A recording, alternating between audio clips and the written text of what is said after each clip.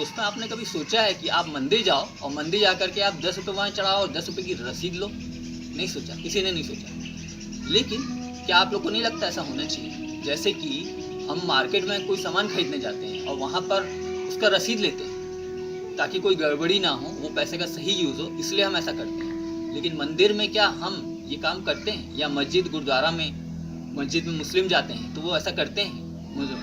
मुस्लिमों में चादर चढ़ाई जाती है, जनरली पैसा कम चादर ज़्यादा चढ़ाया जाता है। लेकिन चादर भी गाड़ी कमाई पैसे की ही आती है, मेहनत के पैसे की ही आती है। उस पैसे को गलत तरीके से यूज़ होता है। पहला टॉपिक तो ये। दूसरा ये है कि आप श्रद्धा से अपने वहाँ जा रहे हैं, लेकिन वहाँ हो ये रहा है, लोगों को धर्म के नाम पे लड़ाया जा रहा है अलग अलग तरीके, चाहे मुस्लिम हो, चाहे हिंदू हो, चाहे सिख हो, ईसाई हो, तरह तरह की गलत फहमियाँ, मेरा धर्म अच्छा, इसका धर्म खराब कही जा रही है। और हम कल्पना करते हैं राम राज का। 5 अगस्त को अयोध्या में राम जी विराजे और पूरे देश भर में दिवाली बनी, ये तो बहुत अच्छी बात है। लेकिन राम जी अयोध्या में क्यों विराजे? क्या मेरे दिल में ना विराजे? क्या ये मंदिर, मस्जिद, गुरुद्वारा हर घर में नहीं होना चाहिए? मेरे मत में तो हर घर में मंदिर बने, मेरे मत में हर घर में मस्जिद बने। उस मंदिर मस्जिद को हम दूर क्यों, कहीं और क्यों जाएं? कहीं और 10-15 फीट की ऊंची बिल्डिंग में वहाँ पर आप मूर्ति रख दो और वहाँ पर जाकर के आप श्रद्धा करो, क्या ये उचित है? मैं तो बोलता हूँ कि घर में, हर घर में मंदिर होना चाहिए। जैसे हम कई बार घर बनाते हैं तो कई लोग अपने घरों में कमरा मंदिर के रखते हैं, वहाँ पर श्रद्धा करते हैं, दिवाली बनाते हैं, अलग अलग त्यौहार बनाते हैं। श्रद्धा दिल से होता है, भगवान का से आपका संबंध सीधा होगा, उसमें बीच में किसी एजेंट को लाने की जरूरत नहीं है। जैसे आपने 2017 में एक फिल्म देखी होगी, मूवी देखी होगी, पीके।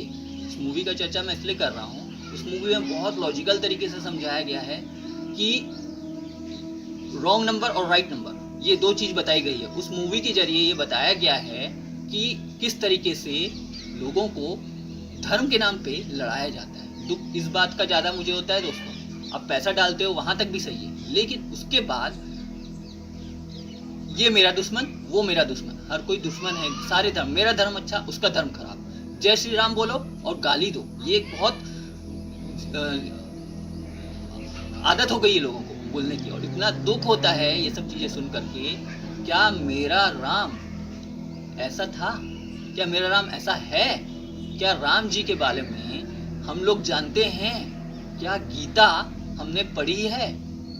श्री कृष्ण ने पूरा महाभारत किया, महाभारत में किस तरीके से अर्जुन को पूरा सार बताया। और हमारे जीवन की शैली ही गीता है। अगर हम गीता में जाएंगे, अगर हम गीता को पढ़ेंगे तो उस गीता में हमें जीवन जीने का तरीका बताया है। उस गीता इतनी सुंदर किताब है, वो इतनी सुंदर किताब है। अगर व्यक्ति उस किताब को पढ़ ले तो अपने जीवन को पूरी तरीके से बना सकता है।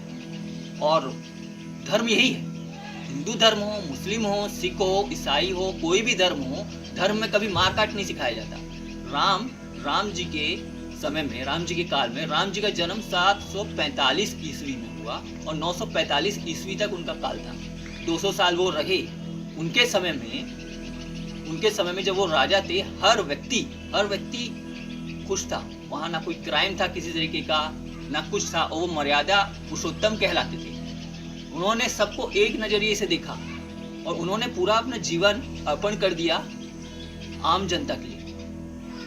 उस समय में दोस्तों घरों में दरवाजे नहीं हुआ करते थे। क्यों पता है? क्योंकि उस समय में किसी तरीके का कोई क्राइम नहीं था, कोई चोरी नहीं थी, कोई भुखमरी नहीं थी, सब प्यार से रहते थे। किसी में किसी कोई नफरत नहीं है। राम जी ने जितनी बातें कही है वो सिर्फ हिंदुओं के लिए नहीं कही है, मुसलमानों के लिए भी कही है, ईसाइयों के लिए भी कही है, सबके लिए कही है। इसी तरीके से कृष्ण जी ने जो पूरी बातें महाभारत में कही, वो सारी बात सिर्फ एक धर्म के लिए नहीं कही, क्योंकि उस समय तो कोई धर्म नाम की चिड़िया ही नहीं थी, धर्म होता ही नहीं था। उस समय तो सिर्फ लोग थे और उन्होंने सब लोगों को बताया कैसे जीवन जीना चाहिए, किस तरीके से रहना चाहिए, क्या है आपका कर्म, किसे बोलते हैं कर्म, क्या कहते हैं, किस तरीके से कर्म करना चाहिए आप लोग अपने जीवन में। ये नफरत हम इंसानों ने शुरू करी। नफरत करके हम क्या हासिल करना चाहते हैं? नफरत करके दंगे में उन ना जाने कितनी जानें चली जाती हैं उस दंगे में।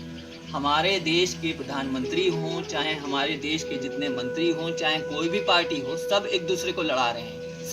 संत बने बैठे हुए हैं, लेकिन नफरत सिखाते हैं। मुस्लिमों में मस्जिद में ना जाने कितने युवाओं को तलवार दे दी जाती है, आतंकवादी बना दिया जाता है।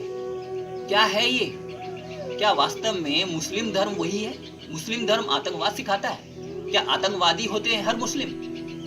कोई धर्म नफरत नहीं सिखाता, नफरत एजेंट सिखाते हैं, जो एजेंट बने बैठे हैं, चाहे मुसलमानों में हैं, चाहे हिंदू में हैं। तो दोस्तों एक बात याद रखिएगा, भगवान को अपने अंदर समाइए। अपने अंदर समाइए मतलब ये है कि उनके जीवन जीने के तरीके को सीखिए और अपने आप को उसी तरीके से ढालिए कैसे वो जीवन जीते थे। राम जी किस तरीके से जीवन जिए उन्होंने कैसे अपने सौतेली माँ के कहने पर एक बार में 14 साल के लिए वनवास चले जाते हैं और 14 साल कष्ट में, राजा होते हुए भी 14 साल कष्ट में जीते हैं। किस तरीके से उन्होंने कभी किसी के साथ भेद नहीं किया। चाहे सबरी के झूठे बेर का किस्सा और सबरी के झूठे बेर भी खाए थे उन्होंने। तो हमारा जीवन कुछ इसी तरीके से होना चाहिए जैसे श्री राम का है।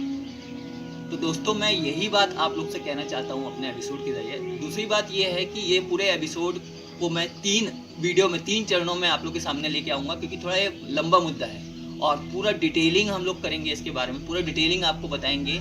तो उसके लिए रिसर्च करना पड़ता है और रिसर्च के लिए मैंने टाइम लिया। इस वजह से तो महिलाओं से खास तौर से मैं विनती करूँगा कि महिलाएं कृपा करके